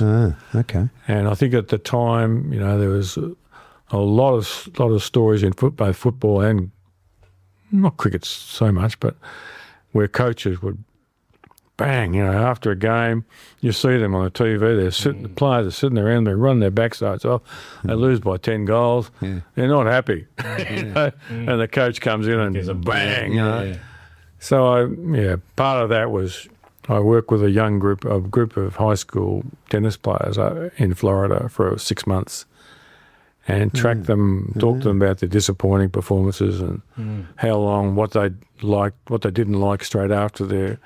And one of the things they didn't like was their dad talking to them on their way home from Tampa or somewhere where they played, And so a lot of different things came out of it, but there was the mood states and how long it lasted. They had anger, they had depression, they had anxiety about their position in the team. And the next performance, thinking about then how the next round that you get played in your mind. In particular, being such an individual sport as well, like there's a lot of pressure on a tennis player at high level. You're the only one out there. Really good observation, Scott. Because that's, in my next book, I start by writing about Kyrgios versus de Minaur. And so Kyrgios has had most of the publicity. And de Minaur has been a quiet achiever who's steadily come up. He's on a par now, probably ahead of him now. But Kyrgios is on the front page for throwing rackets, for being the bad boy. So I have sort of empathy for that because of what you said. They're playing singles tennis traditionally, not able to talk to anyone for 3 or 4 hours, at the elite level, and go through all those highs and lows. I was serving for the set, and I bloody well double faulted twice. So they got to deal and come back from that somehow. And so, you watch Djokovic and Nadal and Federer. They're freaks. They're running flat chat. They're unbelievable all the time. They're incredible. The guys and they don't show any signs of fatigue, but they've mentally got to deal with that 5 hours, 4 hours, or whatever it can be. I know you're not a great writer or reader, or you said you weren't as a younger person. I'm reading much more now. Yeah, have you read Agassiz? Because of my kids. Agassiz. Yeah, I read it. Yeah, isn't that a magnificent sporting book? Beautiful. Have you read that, Scott? No, it's come up on this podcast before, though. We talked about it before. If I see it, I'll grab it. It is something I'd normally probably the best sporting book I've ever read. It's a terrific story. By gee, it's a good book. You haven't read this one, have you? Not yet. Well, I haven't got a copy, Ken. That's the problem. So I haven't been able to get my hands. I better leave this one with you. They're very rare. 500 copies, he said. I said, cut it out. We won't sell more than 2. We sold 500. Now there's about it. I built these extra ones. I'd love to read it. Well, you can have that one. So, have you signed it? No, not yet, no. If I can have it, I'd like you to sign it if you don't mind. In a minute. We'll do it in a moment. No, I'd love to. Thanks, Ken. I appreciate that. Thank you so much. I like to be seen on any public forum being very generous. I'm really very stingy. I don't think so. You've been very generous today so far. So you come back to Australia. So where did the career go after that once you're back from Perth? Well, I came back to Deakin and then started work in sports psychology. Because I thought it was the last frontier. I mean, the fast bowling stuff was biomechanics. I worked at footy clubs. I worked at Geelong in the 70s with the fitness area. I worked in Perth for Subiaco Footy Club where Ross Smith was coaching as a fitness advisor. Okay. So I sort of had a good handle on techniques, I reckon. Yep. And I think I had a decent understanding of the training methods and all that. And I thought the hidden area is the mind. Psychology, absolutely. So I started reading and I started lecturing, and then I eventually led to this doctoral work and came back and worked immediately with Geelong when Malcolm Blight was coach. For 3 or 4 years. And then 1 year with Gary Ayres. And that was interesting. So working with the players in terms of psychological approach to their game, the individuals, were you doing that? Gee. That's a tough job. Well, That's a tough initially job. it was still in a period where people were suspicious of people dabbling with their minds. Yeah. You know, and a lot of the players, I can give you an example, Mark Bairstow, country boy, Western Australia, captain of the club. Initially, well, most of the time, really, you'd walk on the corridor and almost didn't want to be seen to be Yeah. associating yourself with this psycho guy, you know, Yes. as though he's going to. If he did ask any questions or whatever, he'd be, oh, hang on, there's something wrong with my mind. Right? So he had to fight through that a little bit. I did a lot of group talks and tried to show them I understood sport. Yeah.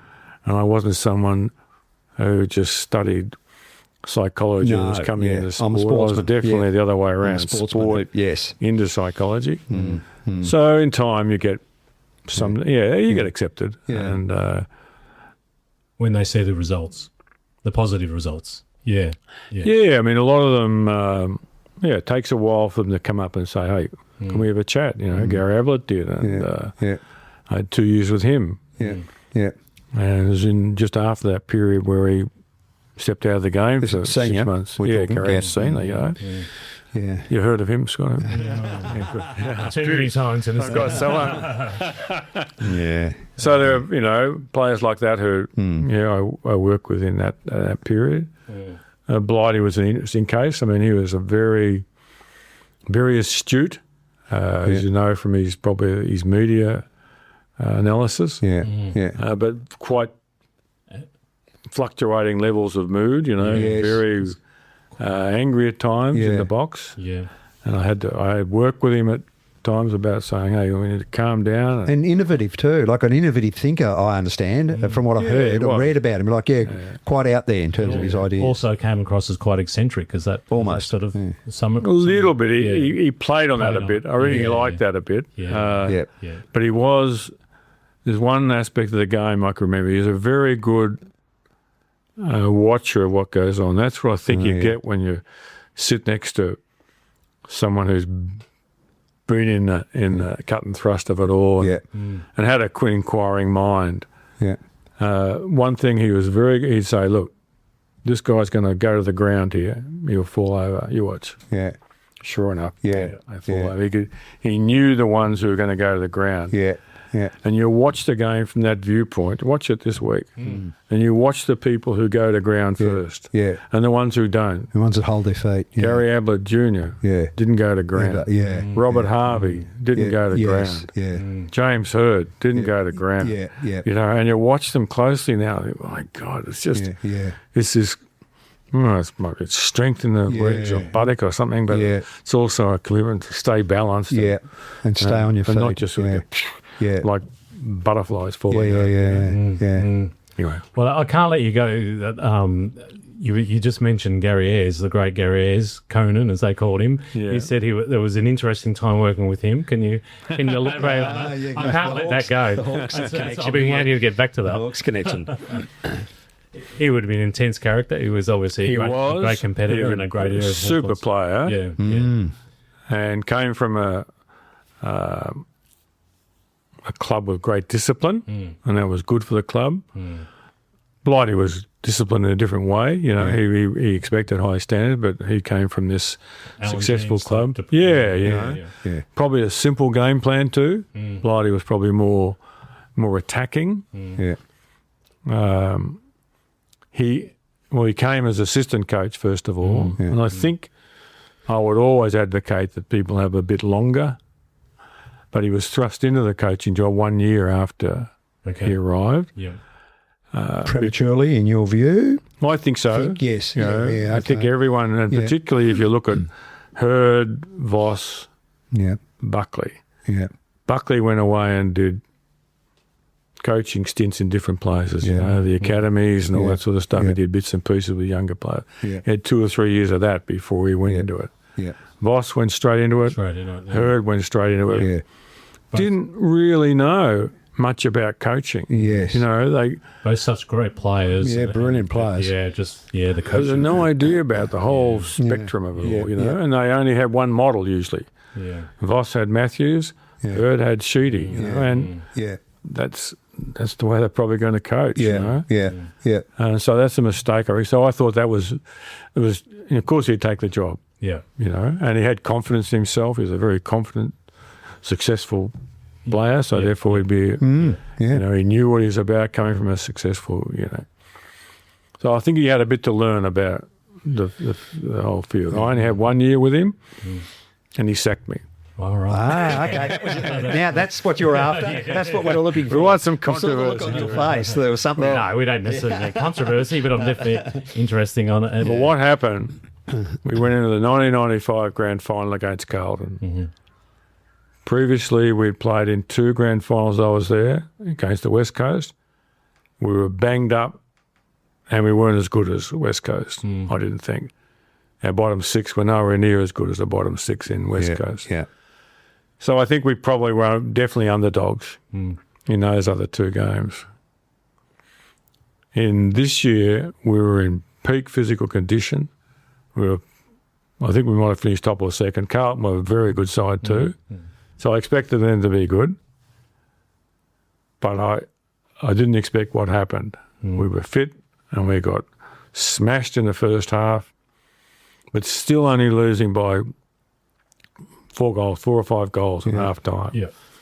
I go into the room, and this was a problem with the club, I reckon, at that time, compared to Carlton. The leaders were nowhere to be seen. Right. These are the players, I mean, not the coaches. This is after the game. This is half time. Oh, Half time. at half time. Half time in the rooms. Half-time. They were getting medical attention or whatever. They were sitting around. There were Right. 2 players who said something like, "Come on now, we're still in this game." Yeah. One was Lee Colbert, who was about yes. 19. Yeah. The old Bendigo. That's the Bendigo family. The Colberts. Bendigo, Yeah, and that's a yeah. Bendigo Great lad. connection. Yeah. Yeah. And Michael Mansfield was the other, who might have been 2 or 3 years older. Yeah. And they got up and started to say something. Yeah. The other leaders were nowhere to be seen. And I imagined at that time, as they were walking out, I could imagine, what if Carlton was behind by 5 goals at that time with Kernahan, Bradley, Greg Williams. Yeah.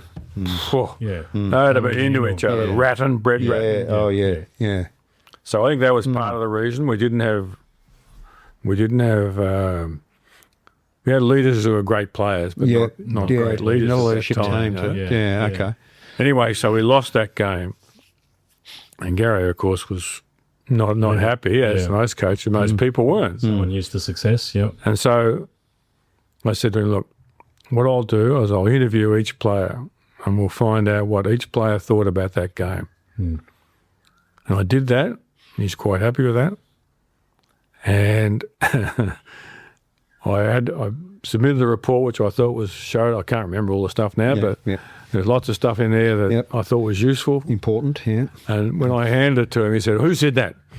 Who said this?" Okay. And so he wanted me to break confidentiality. So I said, "No." I said, "Let Gary." I went into this. The only way I was going to get honest answers Correct. was if Is they to give them protection. knew they were going to be confidential. Yeah, absolutely. Couldn't do it any other way. So I held my ground. I don't know, he just probably thought it was time for a change or whatever. Yeah. I don't think that helped. Oh, that's interesting. Well, So that was Gary Ayres. Sorry, but I think he was a good, solid coach.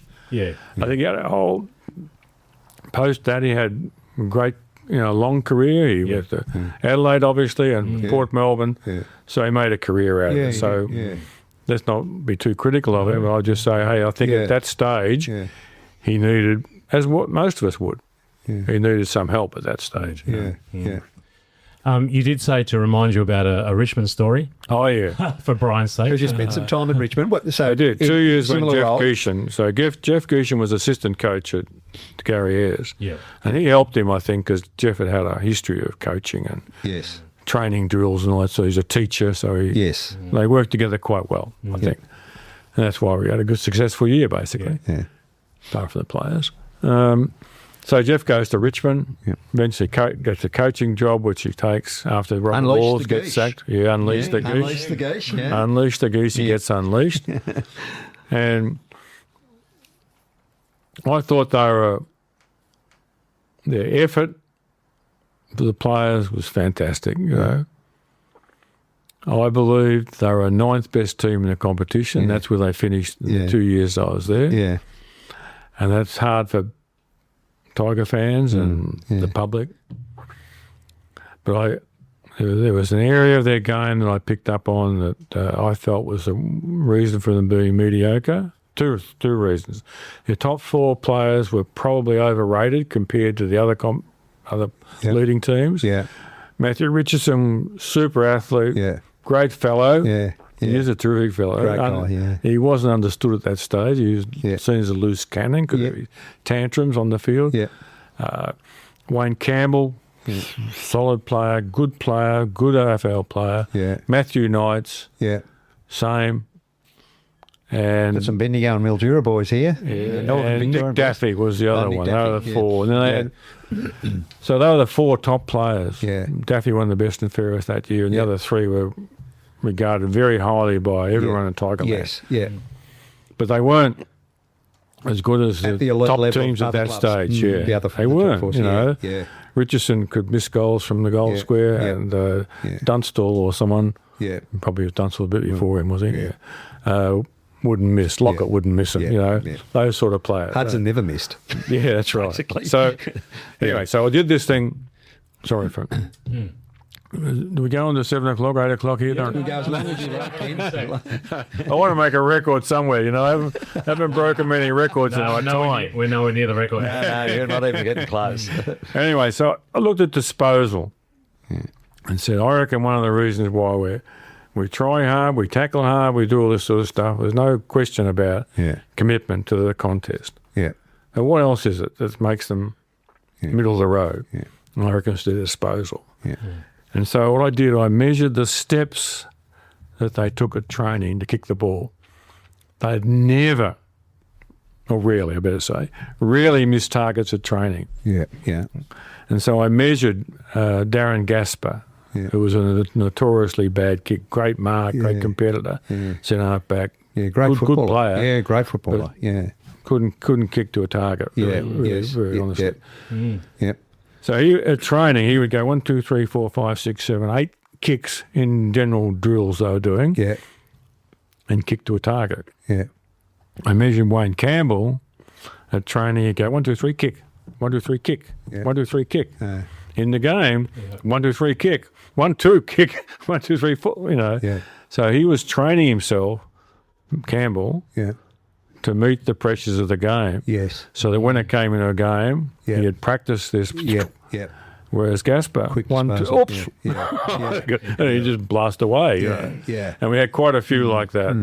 There's a real high correlation between the ones who hit targets in a game and the ones who didn't, in comparison to the number of steps they took at training to kick the ball. Science, eh? Yeah. Sports science, writ large. Yeah. That's fantastic.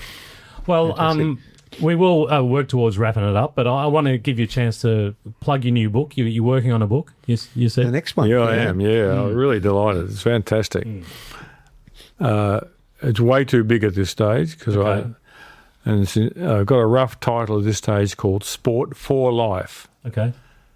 That's what I like at the minute. It could change. Yeah. My son reckoned when he wrote this book, Arborescence, he had about 50 titles along the way. Yeah. So he warned me. It might change. I just want sport for life because I think you can play sport for life. I like that bit. But I also want, the theme I want to push is that sport can help you in life. Yes.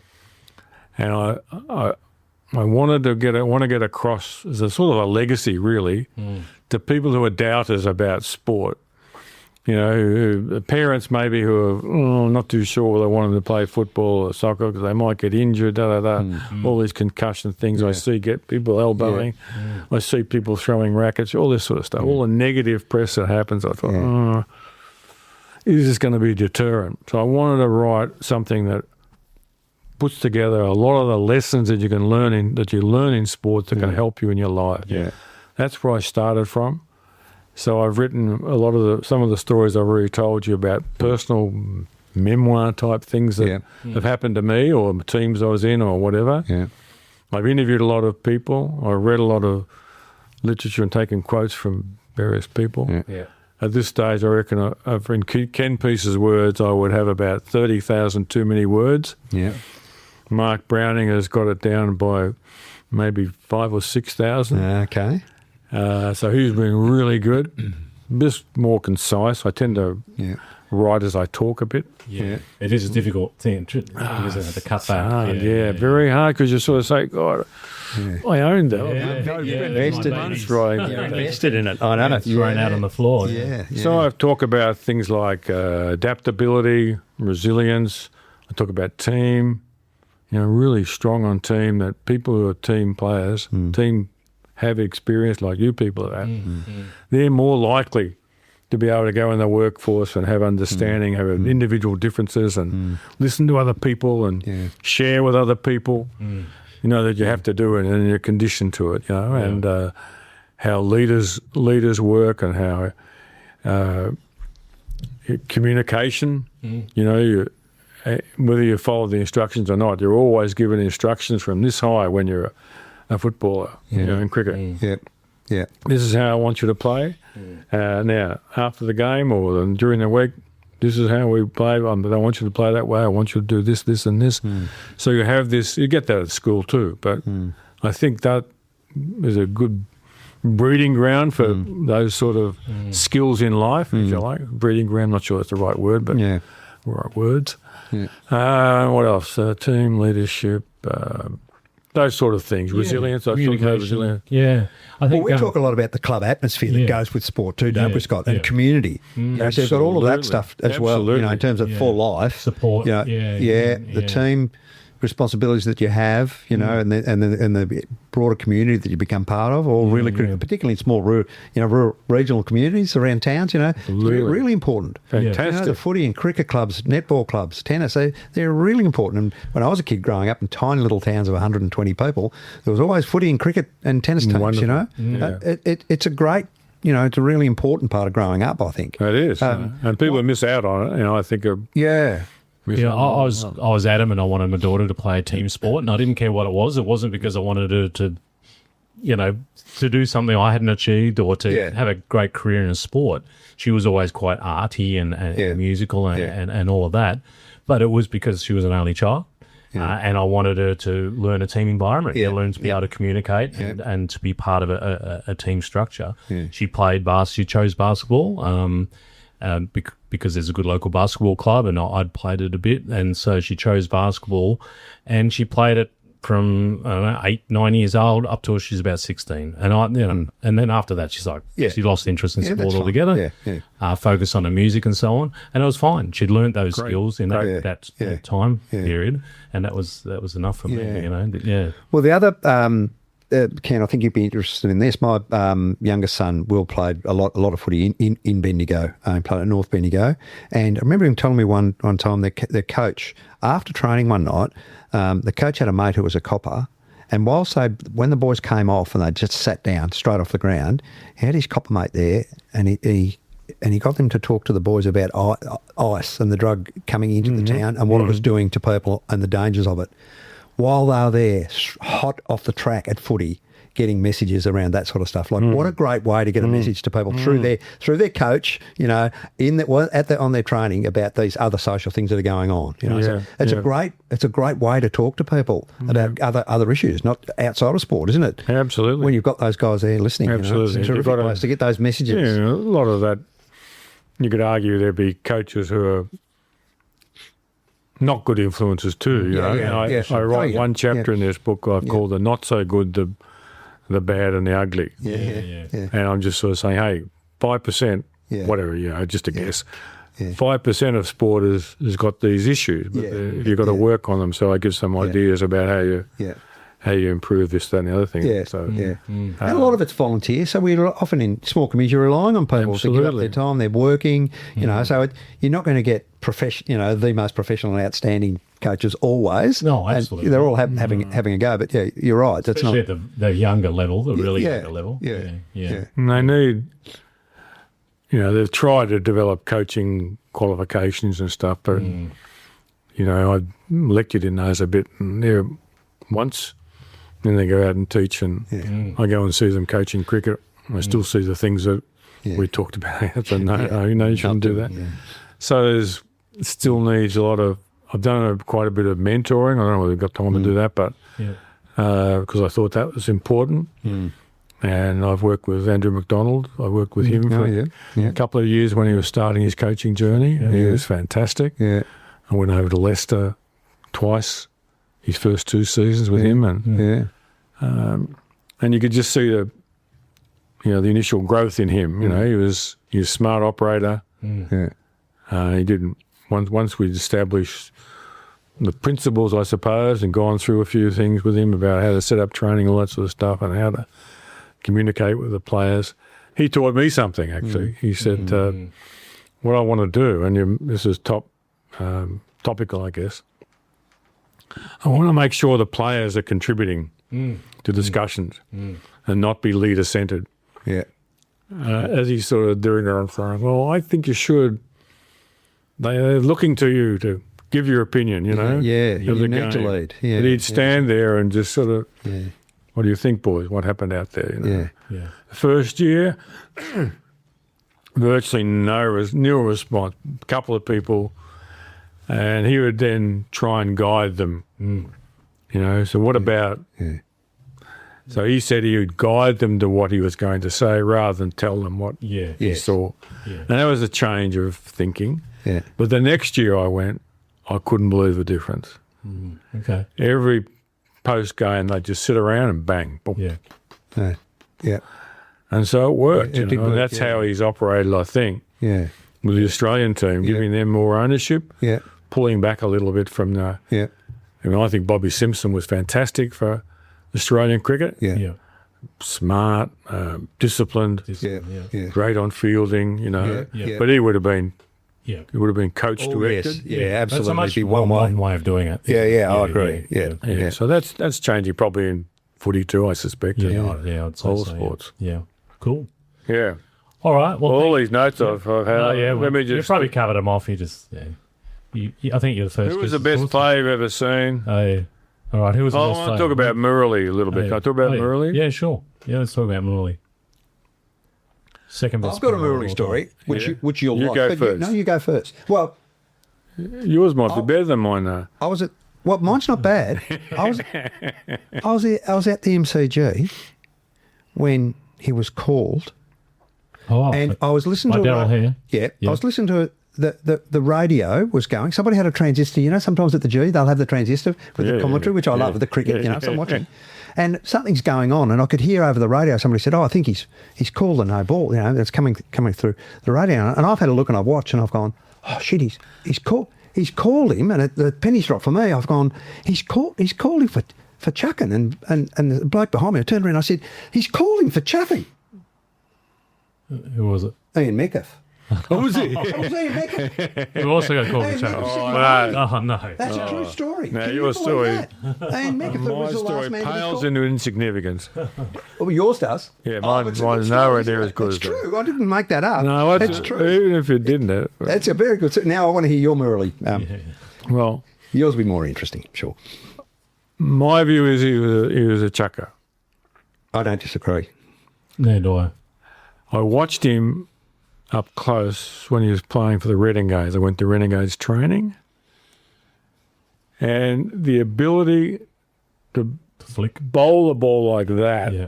and make the ball turn that way and to hear it come out of his fingers. I'm at the wicketkeeper's end watching behind the batter and he was bowling and I could hear it fizz out of his fingers. And that's what they used to say about Warren. Interesting, I had never met Warren when I bowled leg spin and coached at Victoria. So coached the women for 5 years, you know. I didn't run into him at all. But that's what they used to say. You could hear the ball come out of his hand. Fizz out of his hand, so, Yeah. Yeah. So then I tried to, I'd be teaching off spinners to bowl. And I'd sort of say, okay, we've got to learn to bowl, when you play. The traditional off spinner was pretty easy to play, I reckon. You knew which way he was going to go. He'd have an arm ball, which was faster. Yep. He's going to turn away from me if he turns at all. Yep. You know. Yeah. Didn't have any uncertainty, really. No. But this thing Yeah. has changed the game dramatically. Yeah. And I tried to get people to do it with a bent arm and say, right, just throw it. Just try it. And to throw it like that, to make the ball spin so it's going to go that way, I can do it from about 5 metres with a tennis ball. Yeah. Yeah. Try and do it 22 or 20, whatever it is, 20 metres or whatever. Yeah. Couldn't possibly do it. And he had this ball humming. Yeah. So I've changed my mind a little bit and thought, hey, what an artist. To be able to hide it. Do you hide the chuck or? Yeah, artist to be able to then get away became, he then did tests in the University of WA with Darryl Foster, I mentioned before. And he was on the staff there and he was coaching WA at the time. And so they then developed this rule that 15 degrees you can have. Ever since then, 15 degrees has been allowable. Because of Murley.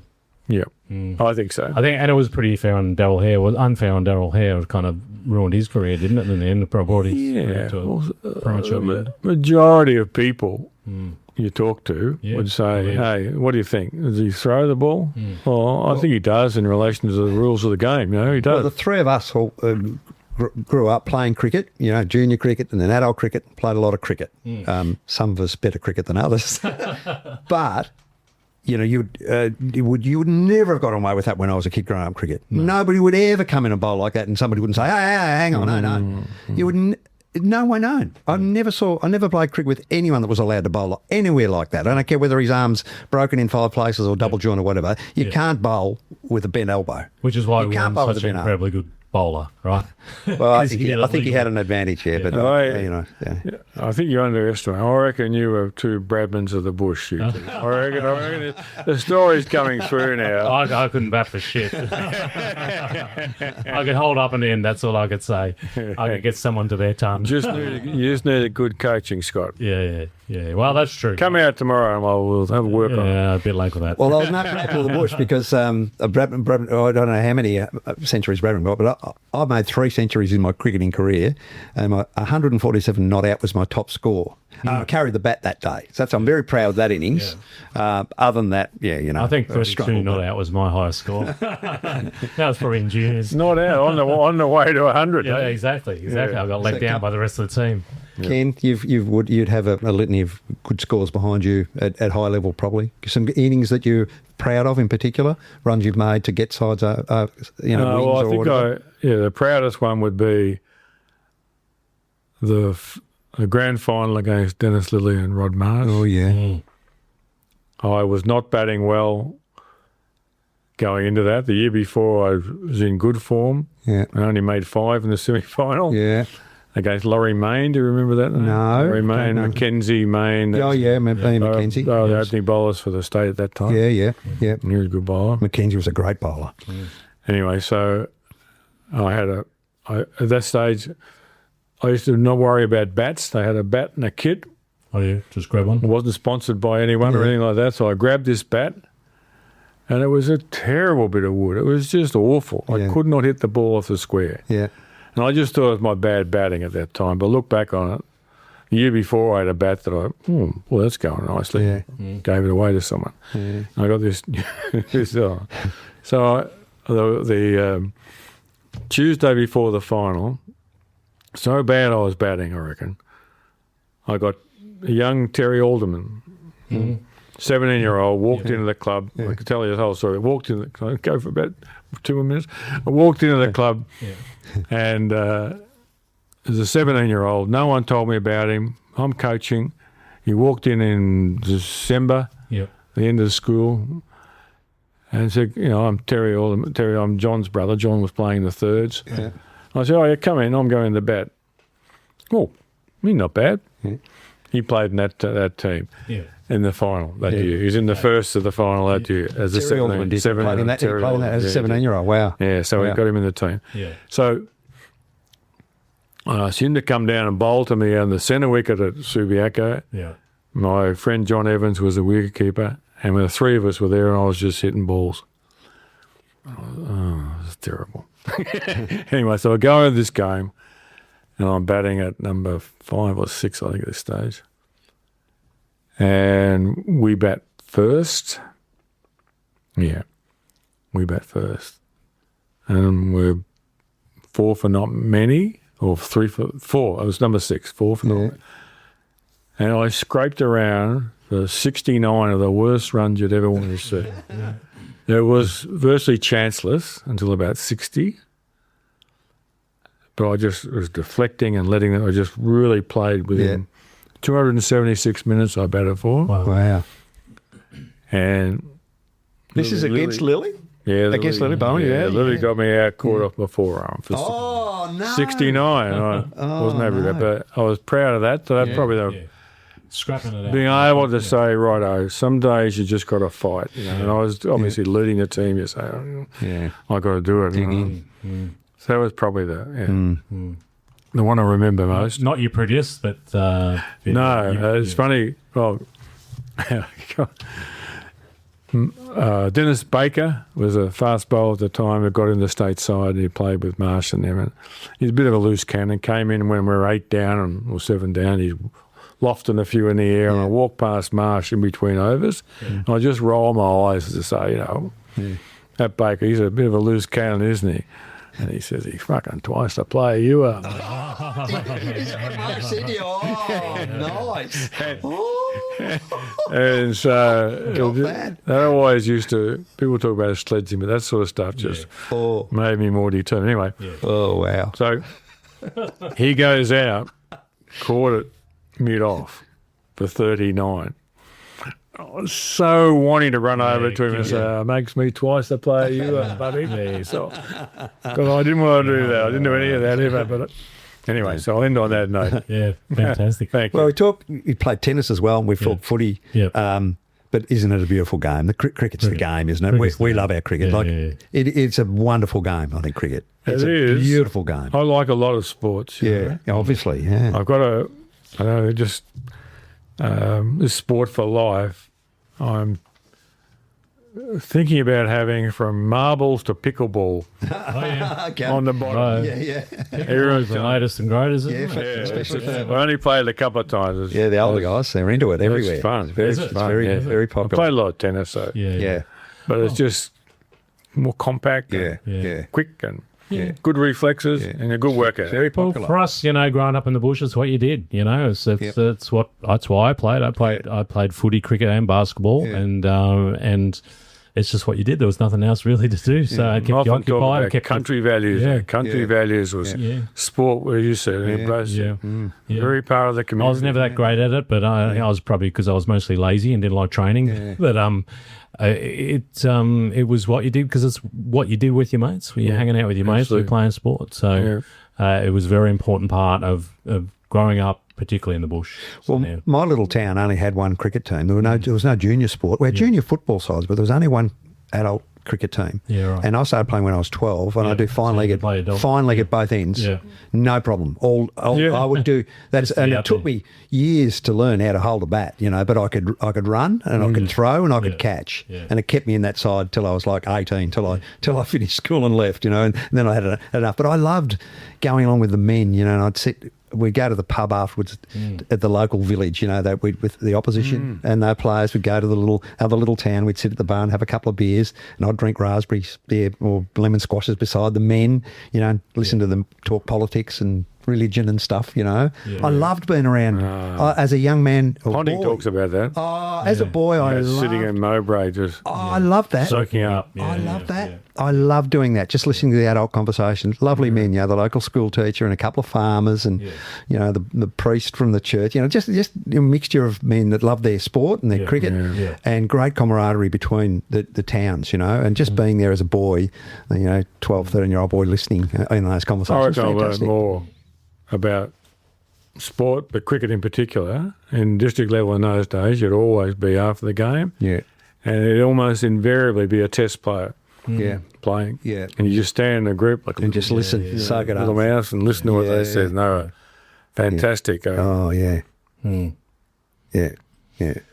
Cool. Well, there's a lot of stories we've left on the table. I think we might have to do version 2 one day and get the rest of them, or maybe when that book comes out, we can get you back on and revisit and have a chat about that, because that's a fascinating part of it all as well. So, thank you very much for heading down the highway and visiting us, and sharing your stories. No, I've been staying in Geelong this week, and we've got a place down at I don't have to say that on this, but Yeah. You got a place nearby. got a place so- nearby. Okay, fantastic. I thought you lived. I actually thought you lived in Geelong, but you've got a property here, and you live in Melbourne somewhere still. No, we're basing in Torquay now. Oh, yeah. that's where it's- you're local. Oh, there you go. Oh, So fantastic. we've just good. we had a holiday place here and made that Yeah. our main place. Oh, terrific. And we bought a little unit in Wyndham Harbour, Yeah, yeah. perfect. so we can base in Get Melbourne back when we there. need to. Yeah, right. Fantastic. Oh, welcome to Torquay. Thank you, And who knew? thank you. Enjoyed it. Yeah. Who knew? Yeah. Barry Davis has got a famous brother. Yeah. There you go. Now that's something we've learnt Yeah, today. exactly. A more famous brother. A number of times, well, it doesn't worry. It didn't worry me at all. But people would say, Well, it couldn't if you wrote a book about it. you're Barry Davis' brother, Barry Davis. What's your name again? Or they call you, shake hands at tennis. Thanks for the game, Barry. Was Barry a teacher as well? Did he have an education background? I thought he was. Yeah, lectured at uni I as meant to well. ask you that. How? Yeah, so similar background. You Yeah, read the exactly book the now. same. That's You've really- got- You've got a book now. That's really interesting. And I understand a bit of gossip, but he played a bit of golf at Northern. Is that right? I had a mate who was a member at Absolutely. Northern. He said Yeah. he knew Barry from did. golf. Yeah. Yeah, so he played at Northern Golf Club. Probably played it. I think most of us find that the hardest game of all. I agree. I've just started, and I, struggled don't, I wish I hadn't started. I haven't gone there yet. I played lawn bowls. I love lawn bowls. But That's a good game, Yeah, too. yeah, Very played a lot good of lawn game. bowls. Not for a while, but Yeah. we'd love to get back into it again. I love golf, but Yeah. it is the most frustrating sport I've ever played. Yeah. I'm enjoying it, but Well, it's because it's completely in your control. yeah, That's the worst part of it. yeah, yeah, Is, in every other game, yeah, you can blame something else. yeah, You can say the Yeah. bowler, yeah, he bowled a no ball, or yeah. the wicket was The umpiring terrible, got it wrong. umpiring, Yeah, or yeah. whatever. There's always something. The ball's just sitting there, and you just got to the hit it. ball That's is true. still, for goodness sake, and whatever happens to it is no one else's fault but mine. Yeah, I agree. Love it. Good on you. Thanks, Ken. Thank you so much for your time. Thank you. Cheers. Enjoyed it. I love you, baby, but you gotta understand when the Lord made me, He made a ram.